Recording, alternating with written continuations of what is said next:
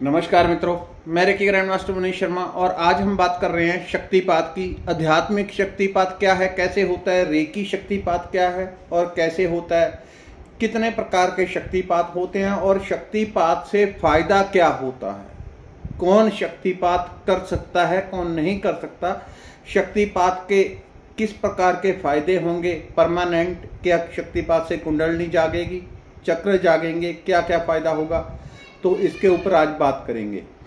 शक्तिपात का अर्थ है एकदम किसी के ऊपर पूरी ऊर्जा का झरना उड़ेल देना। किसी का पात्र इतना सा है लेकिन पूरा झरना उड़ेल दो कि उसका जन्मों जन्मों का पात्र एक बार धुल जाए। तो उसका अर्थ ये नहीं कि जिसके ऊपर शक्तिपात हुआ है उसके जन्मों जन्मों के पाप धुल गए, लेकिन जितना जितना मोटा मोटा कचरा था वो हट जाता है। एक मैं और सभी से प्रार्थना करना चाहता हूं कि लोग बहुत ज़्यादा फ़ोन करते हैं तो फ़ोन कॉल अटेंड नहीं की जाती, वो नहीं की जा सकती, संभव नहीं है। सैकड़ों कॉल होती है, संभव नहीं होता, तो उसको साइलेंट रखा जाता है। जो आपका सवाल हो केवल और केवल व्हाट्सएप के ऊपर मैसेज करें। आपको जवाब 1 दिन में मिल जाए, 4 दिन में या 3 दिन में या 1 घंटे में जवाब जरूर मिल जाता है। अगर आपका सवाल प्राणों से है, अगर वैसे ही दिमाग की खुजली है, ये कर दो, वो कर दो, मुझे फलाना लिंक भेज दो, ये कर दो, तो वो उसके लिए जवाब नहीं होता। आपकी कोई समस्या है तो जरूर जवाब मिलेगा, तो सिर्फ मैसेज करें, आपको जवाब जरूर मिल जाएगा। अब शक्तिपात क्या है, कैसे करते हैं। शक्तिपात रेकी में भी होता है, लेकिन रेकी का शक्तिपात अब करने वाले के ऊपर डिपेंड है। अगर रेकी करने वाला खाली रेकी मास्टर है, आध्यात्मिक उसकी प्रैक्टिस नहीं है, गहरे ध्यान का अभ्यासी नहीं है, मंत्र जाप का अध्यात्म का पुराना राही नहीं है, तो उसका शक्तिपात जो होगा रेकी के द्वारा वो बस इतना सा होगा जैसे बॉडी के ऊपर 4 चींटियां रेंग रही हैं, इतना सा आप आभास करेंगे। शायद इतना भी नहीं करते नॉर्मली। तो नॉर्मली रेकी का जो शक्तिपात होता है इतना होता है, लेकिन इसका असर रोज रोज जब अभ्यास करते हैं तब दिखता है। वो आंवले की तरह है कि उसको अभी खाया, स्वाद थोड़ी देर बाद। तो रेकी का शक्तिपात इस प्रकार से काम करता है। लेकिन अगर सामने जो शक्तिपात कर रहा है वो अध्यात्म का गहरा जानकार है, अध्यात्म का राही है, भक्त है या योगी किस्म का व्यक्ति है, तो उसका किया हुआ शक्तिपात बहुत मायने रखता है। वो इतने मायने रखता है कि आधे घंटे 10 मिनट का उसका शक्तिपात आपके कई जीवन के पाप नेगेटिविटी को एक बार में धो देता है।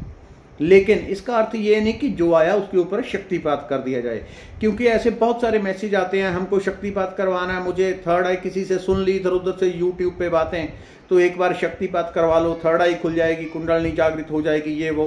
तो या फिर वैसे ही बिना मतलब के ये अधिकतर होता है, मुझे शक्तिपात करवाना है। किस लिए करवाना है, क्या अर्थ क्या है शक्तिपात का, आप क्या सोचते हैं कि उससे कोई नोटों के बंडल आ जाएंगे? लोगों की मानसिकता अधिकतर ऐसी होती है, इसलिए ऐसे शक्तिपात नहीं किया जाता। शक्तिपात से क्या फायदा होता है? जब शक्तिपात होता है, एक तो व्यक्ति की जो दिमागी अवस्था है, मेंटल आभा मंडल है, उसका मन है, वो पूरी तरह धुल जाता है। व्यक्ति एक गहरी आध्यात्मिक शांति में खो जाता है। उसके भीतर एक ऐसी शांति आती है जो उसने कभी कल्पना की ही नहीं, जो उसने कभी अनुभव करने की तो बात दूर, किसी से सुनी भी नहीं होगी कि ऐसी शांति होती है। जो गहरा शक्तिपात होता है वो इतना गहरा रिजल्ट देता है। अब इसके और फायदे, किसी की कुंडलनी अगर पहले से चल रही है, जागृत हो रही है, थोड़ी बहुत एक्टिवेट है, वो छटक से पूरी तरह जागृत हो जाएगी। नेगेटिविटी, छोटे मोटे भूत प्रेत, नजर दोष, कचरा धुल जाता है। मंत्र सिद्धि में कोई अड़चने आ रही हैं, आध्यात्मिक आप प्रैक्टिस कर रहे हैं, वो फलित नहीं हो रही, सब फलित हो जाती हैं। और वो ऐसा शक्तिपात होता है अगर रेकी करने वाला साथ में उसके पास कोई और भी सिद्धियां अथवा शक्तियां हैं। अगर खाली रेकी का ही शक्तिपात किया जाए तो आपको कुछ खास पता नहीं चलता। उसके बाद आप रेकी की प्रैक्टिस करते हैं, तब रोज रोज आपकी प्रैक्टिस जो है वो रेकी का जो शक्तिपात हुआ होता है उसका असर दिखाती है। लेकिन अधिकतर जो रेकी वाले हैं वो इतना सा ही उनको शक्तिपात पता होता है कि इस तरह से करने से ये शक्तिपात होगा। लेकिन अगर कोई करने वाला सक्षम व्यक्ति है तो वो किसी भी लेवल तक गहरा शक्तिपात कर सकता है। उस शक्तिपात से ये फायदा होता है, बंद चक्र जो होते हैं वो एक बार घूम जाते हैं, खुल जाते हैं। अनबैलेंस्ड है चक्र, एक बार में लाइन में आ जाएंगे, बंद पड़े चक्र खुल जाएंगे, कुंडलनी ऊपर तक एक बार आ जाएगी। लेकिन उसका अर्थ ये नहीं कि एक बार शक्तिपात हुआ तो आपकी पूरी कुंडलनी जागृत हो गई, मतलब जागृत हो गई, नहीं। या चक्र जागृत हुए तो परमानेंटली जागृत हो गए, नहीं। उसका असर आप 2, 3, 4 दिन तक फील करते हैं। उसके बाद वो उसका क्या फायदा? उसका ये फायदा है कि जो आपने खुद से साधना करनी थी, मंत्र जाप, मेडिटेशन, ये कर करके आपने अपने कई वर्षों में जो चक्रों को शुद्ध करना था, जागृत करना था, वो उस शक्तिपात में घंटे भर में, आधे घंटे में हो जाता है। वर्षों का काम थोड़े टाइम में हो गया। अब जो आपके चक्र खुल गए, कुंडलनी खुल गई, उसके बाद आप रेकी की प्रैक्टिस करते हैं, आध्यात्मिक प्रैक्टिस करते हैं, तो उससे ये समझिए जो काम 20 साल में होने वाला था वो 2 महीने में हो जाएगा। यानी कि जो आध्यात्मिक ग्रोथ है बड़ी तेजी से हो जाती है। ये उस शक्तिपात का फायदा है। तो शक्तिपात कौन कौन करता है? अधिकतर जो आध्यात्मिक गुरु हैं, जो पहुंचे हुए गुरु हैं, वो सभी शक्तिपात नहीं करते। उनके दूसरे कारण होंगे, वो मैं नहीं जानता उनके मन की अवस्था क्या है। अधिकतर वो मन के पार होते हैं, इसलिए उनके मन को जानना अथवा समझना भी आसान बात नहीं होती। जो असल में गुरु होते हैं उनको मन को नहीं समझा जा सकता। उनके व्यवहार को उल्टा पुल्टा उनका व्यवहार होता है, उल्टे पुल्टे उनके शब्द होते हैं, क्योंकि वो मन के पार होते हैं, परमात्मा के साथ एक होते हैं, तो दुनिया से उनको कोई अर्थ भी नहीं होता। तो ऐसे बहुत सारे लोग शक्तिपात करते हैं और बहुत सारे नहीं करते हैं। जो शक्तिपात करते हैं वो एक बार आपकी कुंडलनी तक उन ऊर्जाओं को अथवा मंत्र को अथवा रेकी की दीक्षा को वहां स्थापित करते हैं। वो स्थापित होने के बाद जब रोज आप मंत्र जाप, मेडिटेशन, दूसरी चीजें करते हैं, वो चीज अति तीव्रता से फलित होती है। इसलिए भारत में गुरु होने के ऊपर इतना जोर दिया गया है। खुद से करेंगे तो पूरा जन्म लग जाए, गुरु साथ में होगा तो 1 घंटे में, 1 साल में, 10 साल में कभी भी पार करवा दे। गुरु तो काफी हद तक ये काम करता है कि चाबी लगा के खोल देगा, बाकी का सब काम आपको करना है। यानी काफी हद तक गुरु की सपोर्ट रहती है, लेकिन बाकी का काम साधक अगर करेगा तब फायदा करेगा। डॉक्टर के पास गए, बीमारी है, उसने दवाई दे दी, आपने खा ली तो फायदा हुआ, लाके अलमारी में रख दी तो कोई फायदा नहीं। गुरु जो प्रणाली देता है कि इस तरह से करना है, ये करना है, अगर उसको करेंगे तो निश्चित रूप से फलित होता है। अब शक्तिपात और कितने कितने किस्म के होते हैं, कौन कौन कर सकता है शक्तिपात? पहला, रेकी का शक्तिपात तो बहुत नॉर्मल होता है, उसमें लोगों को आभास नहीं होता। और जब मैं करवाता हूं तो मैं कभी भी रेकी शक्तिपात तक नहीं रुकता, क्योंकि रिजल्ट चाहिए मुझे। मैं तब किसी काम को करना पसंद करता हूं 100% रिजल्ट आए। तो कभी भी रेकी शक्तिपात तक नहीं रुकते, उसके बहुत गहरे तक जाते हैं, अति गहरे तक। खाली रेकी का शक्तिपात करेंगे तो 100 में से 40 लोग रेकी ढंग से करेंगे ही नहीं। उनको एक बार में इतना गहरा अनुभव होना चाहिए कि एक ही बार में परमात्मा की मूर्त देख लें।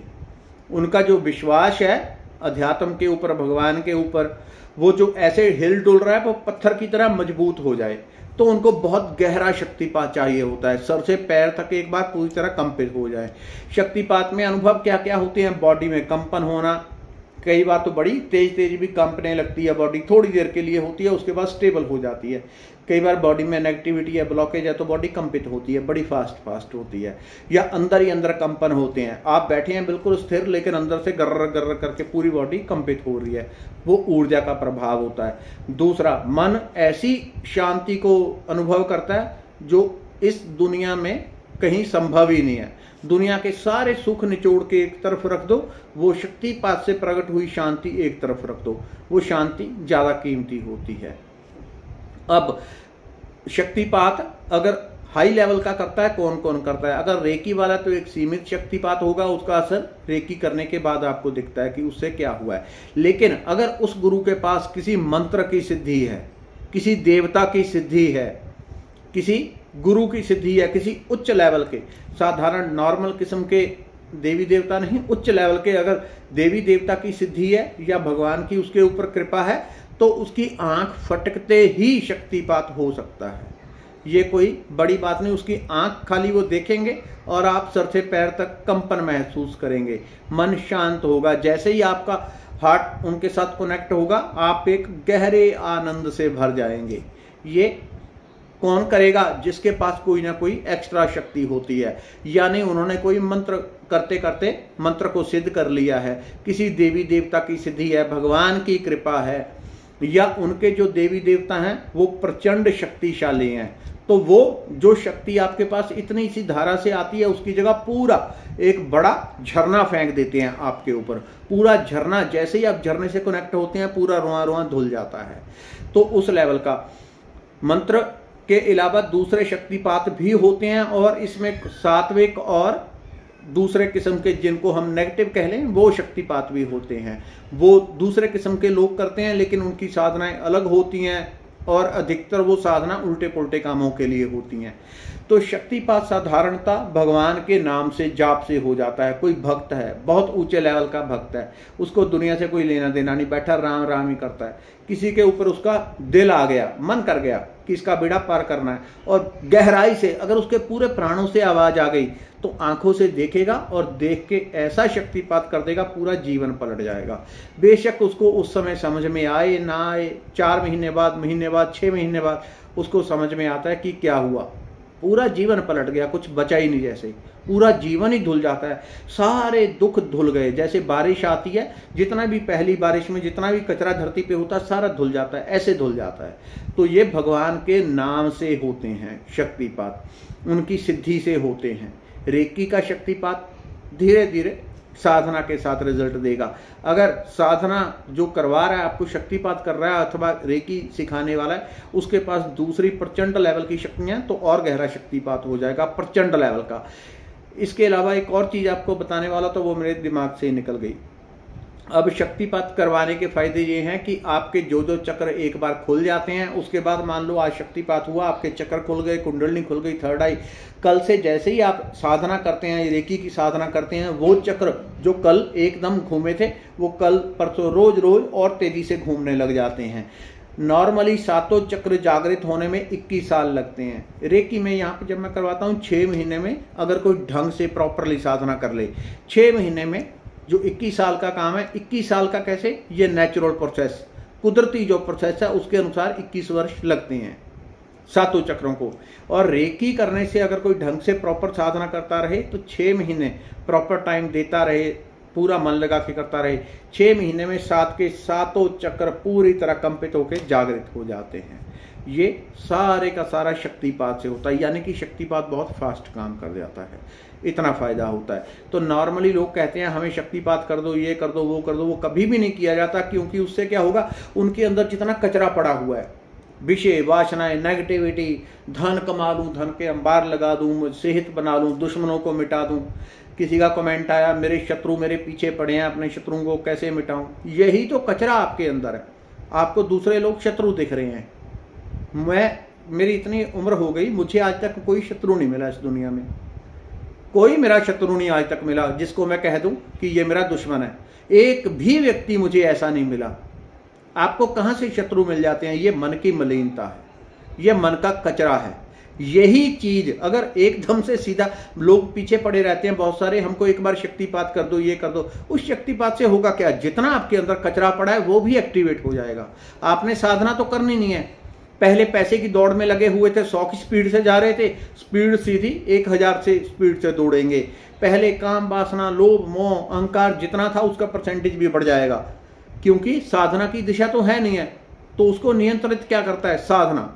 शक्तिपात के बाद अगर आपने लगातार साधना करनी है तब उसका फायदा है, नहीं तो उस सारी शक्ति को जो आपको दी जाएगी आप कचरे में फेंक देंगे, 4-6 दिन में खत्म करके खाली आप वापस। वो सिर्फ उद्धार की ऊर्जा इसलिए दी जाती है कि उसका उपयोग करके आप अध्यात्म में प्रगति करो, अध्यात्म में आगे बढ़ो। संसारिक काटो क्लेश के लिए, कंजर खाने के लिए शक्तिपात नहीं होते। वो तो आपका जीवन सुधारने के लिए, जीवन चलाने के लिए, जो जो आपको चाहिए वो चीजें आपके लिए सब अनुकूल हो जाएंगी। पैसा आने लगता है, सेहत अच्छी होने लगती है, सब आपके क्लेश कट जाते हैं, जितनी समस्याएं वो दूर हो जाती हैं। आपकी चीजें, आपका मन, आपकी आत्मा, आपका शरीर प्योरीफाई हो जाएगा पूरी तरह।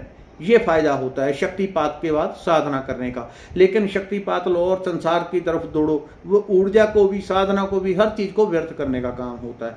तो ऐसे कभी भी शक्तिपात लेने के लिए किसी के पीछे नहीं पड़ना चाहिए। बहुत सारे ऐसे लोग तंग करते हैं, लेकिन उनको समझ नहीं कि उनके अंदर जितना कचरा पड़ा है वो भी जागृत हो जाएगा, उसका क्या करेंगे, और बढ़ जाएगा कचरा, और नेगेटिविटी बढ़ जाएगी, उस तरफ और बढ़ेंगे। तो शक्तिपात तब लिया जाता है जब आपका पूरा मन साधना करने में हो। मैं साधना करूंगा, भगवान की तरफ बढ़ूंगा, अपनी आत्म शुद्धि करूंगा, मुझे अपने जीवन का कल्याण करना है, मुझे स्वयं को जानना है, मैं कौन हूं, कहां से आया हूं, क्या मेरा लक्ष्य है, तब शक्तिपात का अर्थ होता है। तो आज ये थी जानकारी शक्तिपात पे। धन्यवाद, नमस्कार। वीडियो को अपने मित्रों, सहयोगियों तक भी पहुंचाएं। धन्यवाद, नमस्कार।